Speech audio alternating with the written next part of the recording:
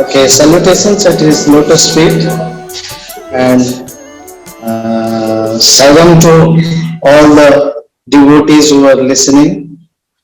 In fact, I joined Swami's Institute in the year 1991 and I'm really fortunate from my childhood. I knew Swami, my parents were his devotees, and from those days I had intense desire to become a student of Swami's Institute. And I kept on trying when I was in the school. Since I studied in Odia medium, I was not allowed to write the written test over there. But after completing my plus two, I was allowed to write the entrance.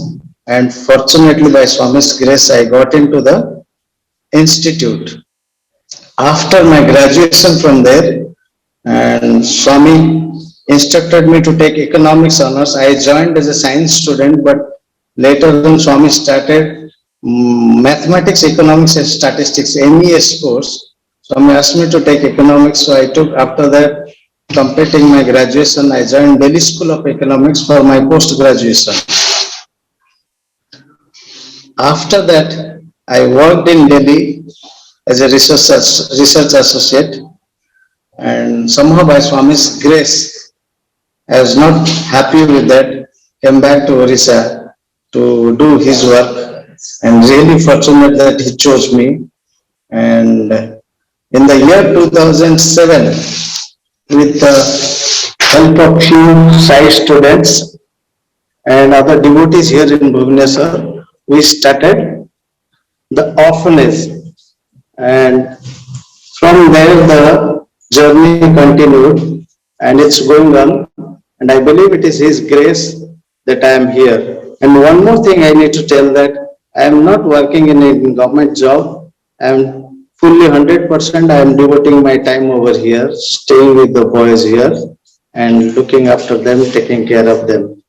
When I was a kid, my father had some health problem, and some devotees of Swami introduced him to Satya Sai Baba. Then our family became devotee of Swami. He got cured. After that, we became devotees of Swami. In 1981, we went to Prashant Nilayam. And during that time, I was in class 3. And when I first time I saw Swami, somehow or other, I don't know, I fell in love with him. I strongly somehow developed a desire to be close physically, to be close to him. And from that time onwards, when I saw he has a school and university, I wanted to study over there. But when I inquired about that, so they said, no, it is not possible. They don't take in between only class 1 or class 10. After class 10th also, I could not apply because I was from Oriya medium. And I sincerely prayed, frankly speaking, I really prayed. So I never joined Swami's Institute to get a very good degree, get this science education, whatever this material education. I had only one desire, that I want to become close to Swami. And in that process, I got very good education also. And after that, I got into Delhi School of Economics. That is all his grace. And frankly speaking, I could have got into some job, and really I am fortunate that Swami kept me here. Or else I would have landed up with some job and all and earned money, that's all, running after these worldly things. Really fortunate that Swami blessed me with this institute. For graduation only, I studied there for graduation only. And the experience here, when I joined, I had only desire to talk to Swami. I was expecting Swami to talk to me. But when I joined there, I realized that it's not easy. It is what he wants that happens. So I desire to have physical proximity with him. That was my desire, frankly speaking. But it doesn't happen. What I realized, that you have to do sadhana and get closer to him internally. And physical proximity is okay, Swami permitted on certain occasions, but really what Swami wanted us, that we should be close to him internally. And that is what he, over the years, he taught us. And fortunate that by his grace, we learned something at least to become closer to him internally. And there physically see what happens now. Swami physically blesses you, talks to you, and when you are not well, he blesses, cures you, creates vibhuti and gives you, you get cured. All that continues with each students and each devotees. So I feel there is nothing great about that. But the great thing is that the inner transformation which takes place because of his grace, whether you are physically close or not. But that is what is very, very important. And he tells us, no, you just surrender to me. I will take care of everything. So I don't know how the transformation came in over the years. When I sit back and think that yes, lot of transformation has gone in because of his grace. And we have not tried anything great. We have simply, what I feel, just we have prayed to him. And I tried to follow whatever he says. I think that is what helped me, maybe, but it is his grace only. And most of the times he tells it is my grace and my love because of which, because of what you are here. And we have got all this opportunity, blessing and all, whatever transformation, it's all his blessings and his love. I remember once Swami, in thrice session, Swami asked the students, and when so many devotees are waiting outside, I am with you physically here. Why? And some students replied that it's previous birth's karma and all. Swami said, no, no, no, no, nothing like that. It is all because of my love. So we, all the students or devotees, whoever is physically close, or whether we are physically close or not, we know that he is God. It's because his grace and his love. We are fortunate that he chose us to know that he is God. It's not easy. There are millions of people or billions of people who do not know Satya Sai Baba is. But he declared long back that you people are born when God is born, and you people know that Sai Baba is God. That's all great. So we are really fortunate. Good. It's because of my parents. They told me that he is God. I was a kid and I believed in it. That's all. I started praying and attending Samiti, Bhajans, Nagar Sankirtan, Supravatam, all that. So I fell in line. That's all. Fortunate that I didn't argue with my mind whether he is God or not. I just started believing him. And when I saw him physically, I fell in love. You are so beautiful. So that's all. And from that day onwards, I started praying, Swami, I want to join your school or college. Finally, his grace, I got into his institute.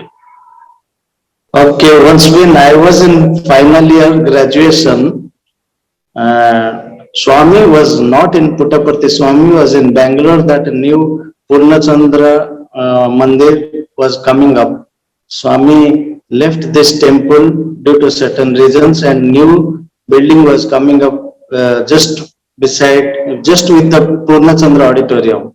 And Swami was supposed to stay there.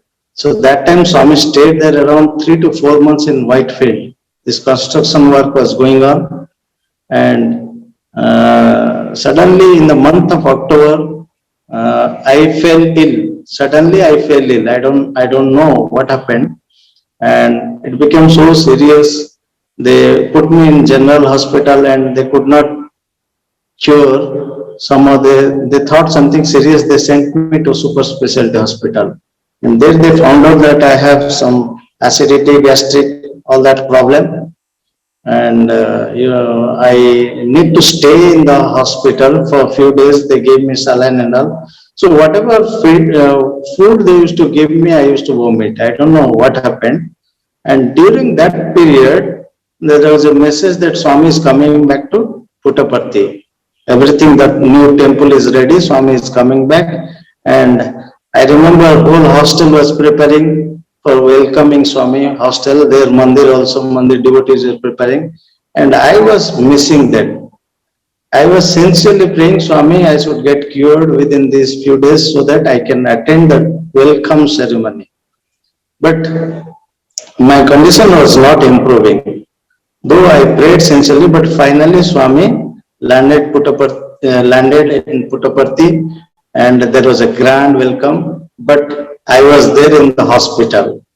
I could not witness and could not have his darshan. Anyway, so somehow I cursed myself and again prayed that please at least let me get cured now and I can go to mandir and have his darshan. That also didn't happen. The situation deteriorated and doctors informed Swami that there is a student in the hospital, all that, whatever that paraphernalia is there, they informed and Swami said, don't worry, I'll come to the hospital to see him. And next day was Sunday, Swami came to hospital. I remember they put me on a wheelchair, I was not able to walk also, put me on a wheelchair and told me that Swami will go to this operation theatre, you can have darshan from here. And so while going to operation theatre, Swami saw me and from there Swami raised his hand and told in Telugu that Telusu, I know everything. Then he suddenly turned his vehicle towards me, came to me and gave Namaskar, blessed me, and he told, don't worry, just blessed me, and he went away. That's all. I was so happy. Frankly speaking, last 4 months I was waiting to have his darshan. And when he came, I was not there, but he came to me physically there. No, that time it was just like bliss for whom I was waiting for last 4 months, and he comes and blesses me. So I forgot everything. I was totally in bliss. So what I realized, that is samadhi or whatever we tell in this spiritual language, when you forget everything and you are just having his thought only. So I attained that at that moment, only Swami and nothing else, and so happy. He left hospital, I was so happy, and everything from that day evening onwards, everything was okay. Next day they relieved me from the hospital. That's all, I was okay. Next day I went to mandir, had darshan, Swami created vibhuti and gave me, and I was normal, that's all. And that was a great experience when I used to read books that sadhus and sants, they keep praying to have Swami's darshan, God's darshan, when they see and they get liberated. And for me, that was the moment when I was waiting for him and he came and I forgot everything.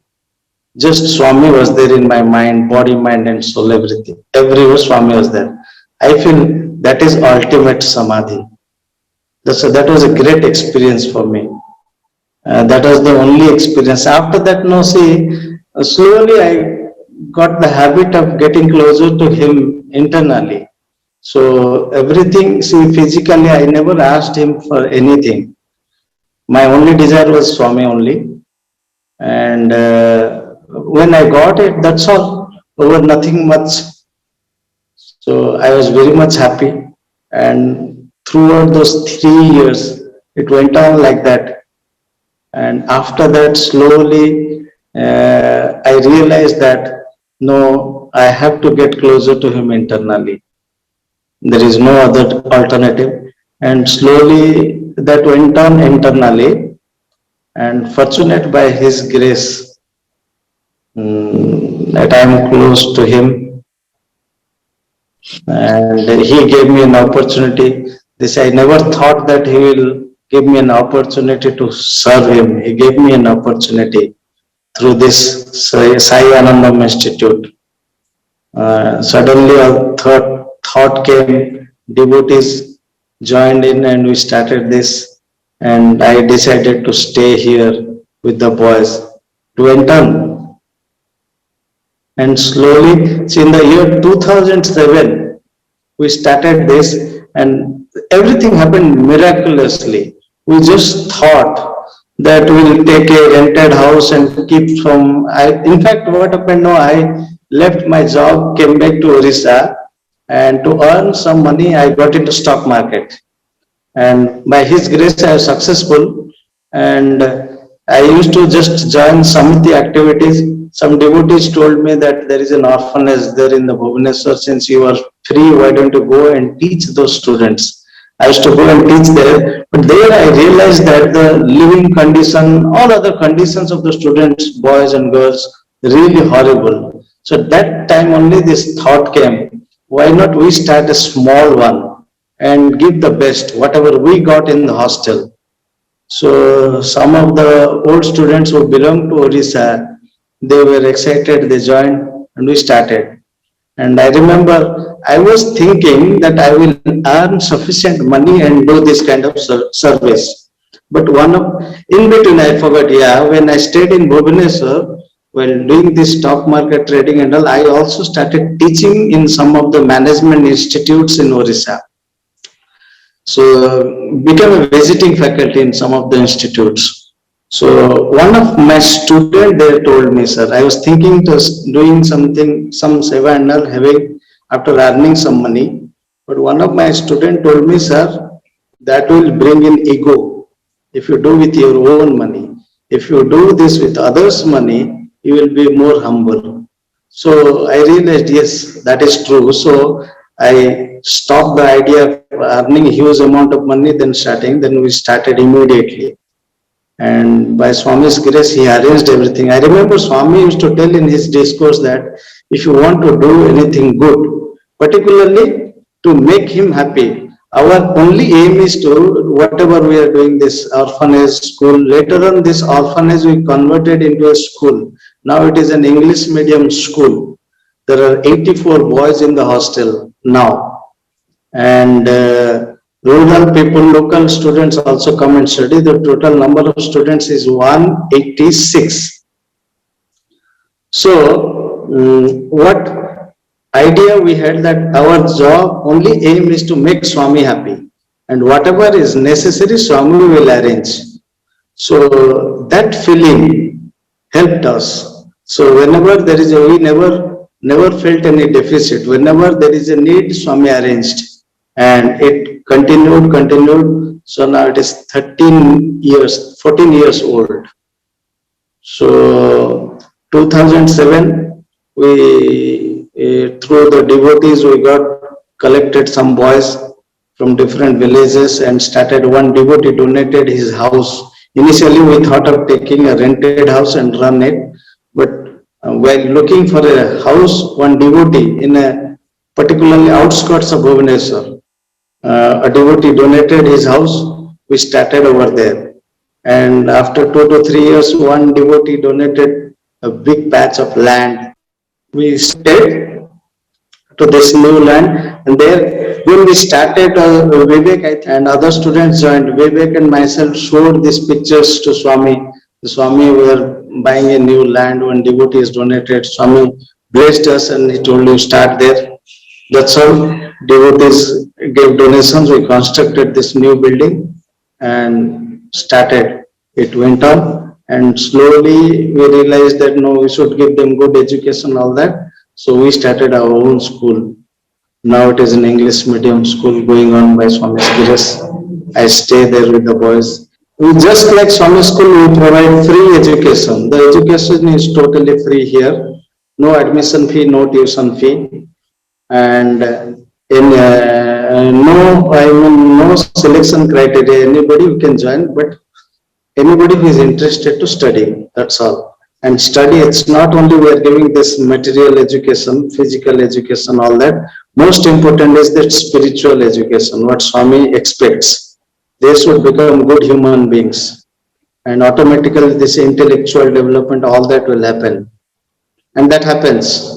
84 boys, they stay in the hostel. So Balbikas is a part of their life. They get up early in the morning, do Suprabhatam, daily Rudram chanting, daily bhajans, and the Balbikas is the part of their life. It's just like Puttaparthi hostel. Beautiful, Bhaiya. Lovely. So, Gayatri, at this time, it would be nice if you could share the pictures of the, hostel. Yeah. If you could, in the background, Bhaiya, if you could also tell us a little more about your school while the PPT is being shared? Yeah, this one is during my second year graduation. This was my first year graduation. I was in Vedam group, and after Swami's birthday, Vedam chanting, Swami gives used to give these group photos. So I am there. Swami has put his hand on my shoulder, and this is the place, our school and hostel. This right hand side, this building is school building, and from where this photo is taken, that is hostel building. The center is Ganesha, and there is a Yajna Mandapa. Yeah, this is my second year, prize distribution day. Yeah, this is where we started our orphanage, first one. This is the place that devotee gave this house, donated his house. It is the same place.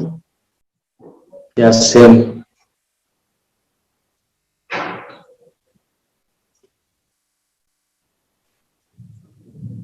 These are the old pictures of that 2007. Yeah, this is new building. School, this is left side, this is hostel, prayer hall, and right hand side you see this is science exhibition in the school. The boys are presenting. Yeah, this is our hostel building. There is a Nagar Sankirtan going on inside campus. There is a puja. Devotees from Samiti came.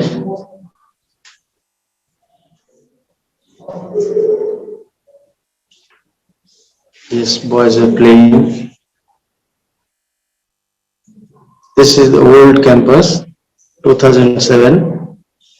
Yeah, this is 2010 December 31st. We showed the pictures of the land to Swami, and Swami blessed.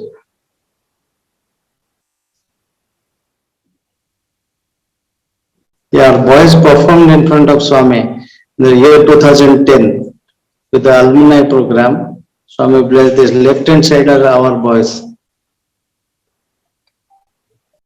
See, sadhana, I remember some of our teachers once asked Swami, hostel teachers asked Swami, we are so busy with the hostel activities, we do not have time to do any kind of sadhana. What Swami used to tell during his discourses.